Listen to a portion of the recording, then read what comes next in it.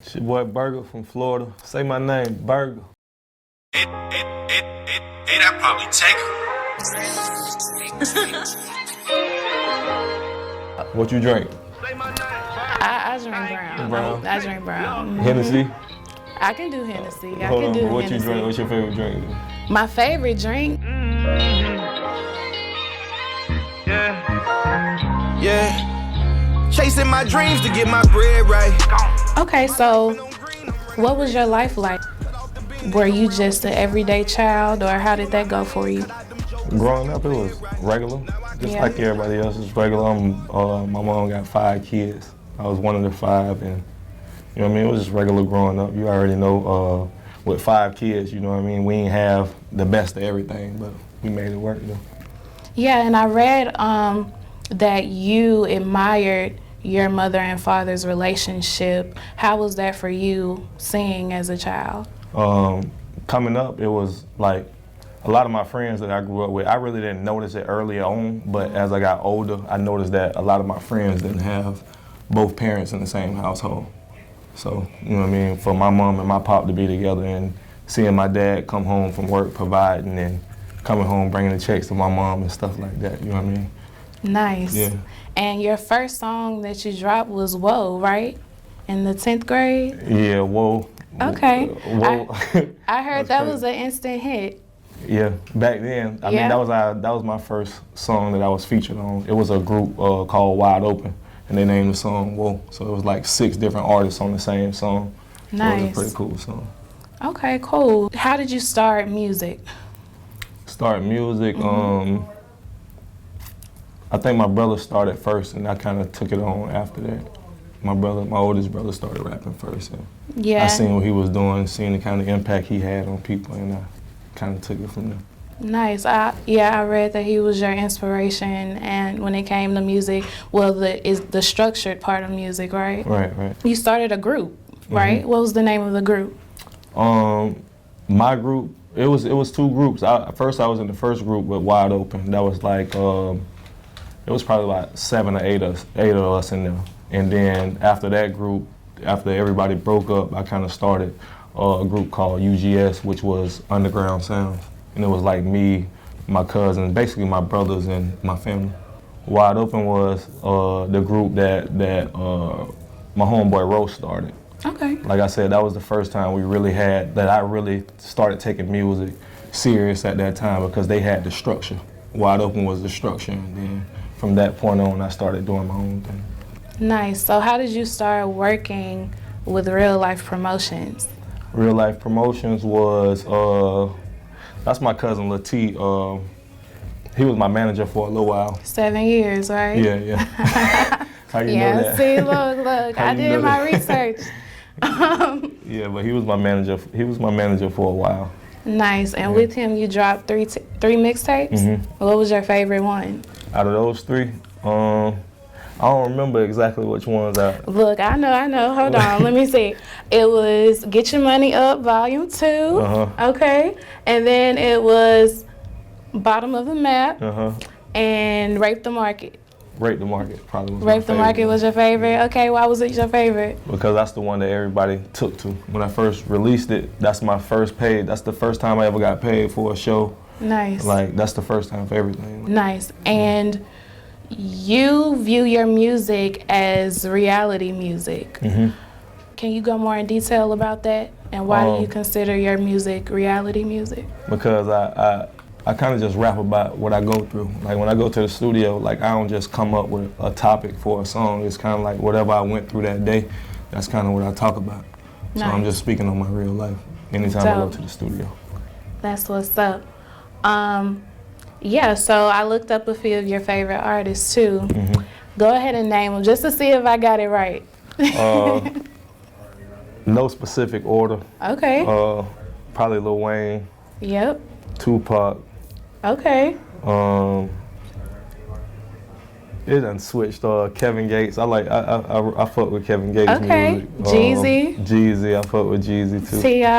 T.I. Okay. Like it's too many to name right now, because I got a whole nother list right now. But the name a few, that was a couple on right there. Nice. And so then you started working with C. Wakely, the founder of the Gatekeepers. Tell me about that experience. Wake pretty much brought structure to my situation. Like I said, when I released Rape the Market, I was under real life, but me and my cousin stopped doing business. So I didn't really know how to book shows myself. Okay. So what Wake did was basically came on and brought structure to the movement. He started taking me through different markets and getting me shows in different places. Nice. And he got introduced by your music from DJ DA. Yep. And he basically let him listen to one of your mixtapes. How right? you know all this? I told you I did my research. Look, that's why, look, you got me nervous. Yeah. You got me nervous. I told you this was one of my biggest interviews ever, so I wanted to make sure that I read up on you, and I thought it was gonna chill me out, but it really made me nervous, I'm telling you. But we're good now. Yeah, for sure. Your quote said, "Giving up was never an option. If there's something you're truly passionate about, then go out and make it happen. If you're dedicated, it will all come together." Yeah. Like if you invest the time in it, it's gonna happen. Like, you know what I mean? That's truly how I feel. Like, and only if you start doing something and you invest your time in it and you don't get the reward, you could be right there. It could be just one day away and you give up and everything go down the drain. Yeah, and that's how I feel right now, because I started Sound on the Hill 3 years ago, and now I'm sitting here with you. I think that's a great accomplishment. Tell me about your 10-track mixtape, Keep That Same Energy. Yeah, because I was doing music, like I say, after I was signed with C. Wakely Management for 5 years, and then after that we kind of split up, and then I kind of took a break from music, and Keep That Same Energy was probably the tape that I came back, like, you know what I mean, and people started respecting the music again. Nice. What was your favorite song on that project? My favorite song on that project probably would, I say Drowning. It was a song about my Drowning? grandma. Yeah. Okay. But it's a song that I don't like to listen to. It's a sad song. I feel it intimate. Yeah. Yeah, and on that project you had YNW Melly, Tokyo Jets, Baby Soldier. Tell me, how did you get those features? How did those come about? With Melly, Melly probably lived, well, at the time he was probably living like 20 minutes from where I stay. Like, I live in Melbourne, they live in Guildford, which is like 15 minutes apart. And I always knew about him, always respected his music, and vice versa, same with me. And then he came to the city to do a show, and before a show he came to my studio and we kind of made the song happen. Nice, that's what's up. Okay, so you got a new mixtape right now, 15 tracks, Permanent Scars. How did that name come about first, Permanent Scars? I was in between names. I was supposed to name it Hand I Was Dealt, and then Permanent Scars. I don't know. That's a song on the... Yeah, it was called Hand I Was Dealt. It was the intro, actually. Yeah, I listened to it. Yeah, you locked in. You know something. But yeah, it was supposed to be called Hand I Was Dealt, but a lot of the music on it was pain music, so I just named it Permanent Scars. And on that project, you got Rilo, Young Blue, Derez Deshaun, Boosie, Coley P. How did those come about? Just creating the songs first, and then going back listening to them. I left open verses on some of the songs, and just listening to the songs, and we all just sitting together, me and the label, the independent label that I'm signed to, First Class Entertainment. We all sat down and was just listening to the track, saying, okay, we might need features to make this, you know what I mean, to expand the brand a little bit. So listen to the songs and figured out who would sound best on what records. Yeah, I listened to the mixtape and I let it play all the way through. I didn't skip a song. It's a really fire project. So congratulations on even putting it out there. Because putting your scars out there is one thing. Like, nobody wants to do that. Yeah. Nobody wants to just be raw and, tell the world their business, and you got the strength to do that, and it's probably going to help somebody else. Yeah, that's why I do it though. Like, I don't mind putting out the good and the bad, because I feel like I ain't the only one going through it. Nice. So what would you say to somebody who's trying to get in the music industry, trying to learn how to make a song just starting off, what would you tell them? Consistency. You gotta just stay consistent. Like anything you're consistent with, if you do it long enough over a period of time, you're gonna get good at it. Nice. And get great after that. Nice. Yeah. Okay. So I heard you're performing tonight too. Yeah, I'm performing. Where you performing at? I forget the name of the club. Club 47. 46. See, you on top of this. And then you might need to hire me for real. But 47 Encore, right? Yeah, for sure. Okay, yeah. You gonna pop out? I'm gonna pop out.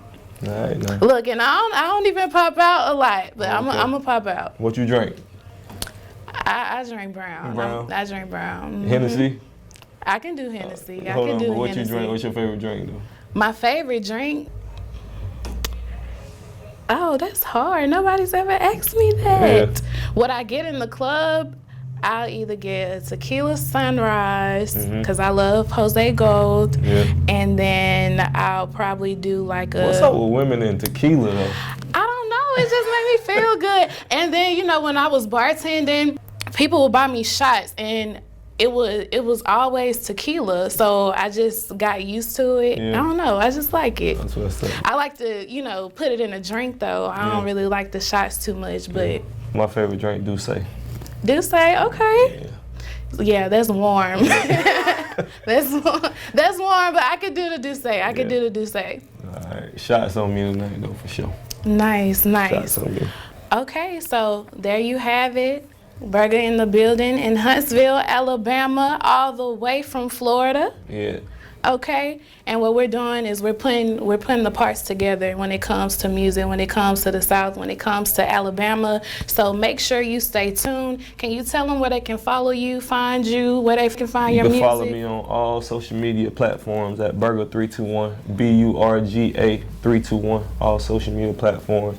You can find my music anywhere. Just Google it, whatever your music provider is. I'm pretty sure I'm on there. You know what I mean? So just tap in, fuck with me. Appreciate you for having me on here. Thank you so much. We lit tonight. We lit. Yeah. Make you 100 in the end. Who number to dial if I need someone to call on? When the roof start caving, guess who it fall on?